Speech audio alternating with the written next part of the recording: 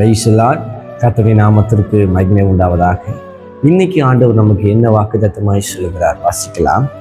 ரோமர் 15வது அதிகாரம் 13வது வசனத்துல எப்படியாய் சொல்லுகிறது, எல்லாவித சந்தோஷத்தினாலும் சமாதானத்தினாலும் உங்களை நிரப்புவாராக.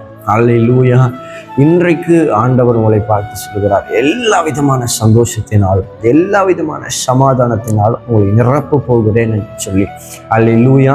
ஒருவேளை நீங்கள் சந்தோஷத்தை இழந்து சமாதானத்தை இழந்து சிலவித பிரச்சனையினால சிலவித தேவையின் நிமித்தம் நீங்கள் எப்படிப்பட்ட சந்தோஷத்தையும் சமாதானத்தையும் இழந்தவர்களாக கலங்கி கொண்டு ஆண்டவரை நோக்கி நீங்கள் பார்த்து கொண்டிருக்கிறவர்களாக இருக்கலாம். இன்றைக்கு ஆண்டவர் சொல்கிறார், உங்கள் வாழ்க்கையில சமாதானம் உண்டாகட்டும் என்று சொல்லி, உங்கள் வாழ்க்கையில சந்தோஷம் உண்டாகும் என்று சொல்லி ஆண்டவர் இப்படியாய் நிறைவான ஆசீர்வாதத்தினால எல்லா விதமான சந்தோஷத்தினால எல்லா விதமான சமாதானத்தினால உங்களை நிரப்ப போகிறார். உங்களுடைய துக்கம் சந்தோஷமாய் மாறட்டும். நீங்கள் எது நிமித்தம் கலங்கி கொண்டு இருக்கிறீர்களோ, எதனுடைய தேவை நிமித்தம் நீங்கள் கலங்கி கொண்டு இருக்கிறீர்களோ, ஆண்டவர் அதனுடைய தேவைகளை சந்தித்து எல்லா விதத்தினாலே உங்களை சந்தோஷப்படுத்தவும் உங்களுக்கு சமாதானத்தை கொடுக்கவும் என் தேவன் வல்லவராக இருக்கிறார். சில குடும்பத்தில் சில பிரச்சனை நிமித்தம் குடும்ப சமாதானம் இழந்ததாக இருக்கலாம்.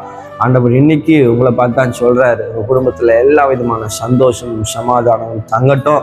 இந்த சந்தோஷத்துக்கும் சமாதானத்துக்கும் விரோதமாக இருக்கிற எல்லா பிசாசின் கிரியைகளையும் எல்லா பிரிவின் ஆவிகளையும் என் தேவன் உடைத்தெறிந்து அவைகள் மத்தியில என் தேவன் ஒரு சம்பூர்ணமான சந்தோஷத்தையும் சமாதானத்தையும் கட்டளையிட அவர் வல்லவராக இருக்கிறார். ஆகவே இந்த வார்த்தையை நீங்க நம்புங்க. கர்த்தருடைய வார்த்தை சொல்லுகிற பிரகாரம் எல்லா விதமான சந்தோஷத்திலும் எல்லா விதமான சமாதானத்திலும் உங்களை நிரப்புவாராக. கர்த்தர் தாம் இந்த வார்த்தையை ஆசீர்வதிக்கட்டும். ஆமென்.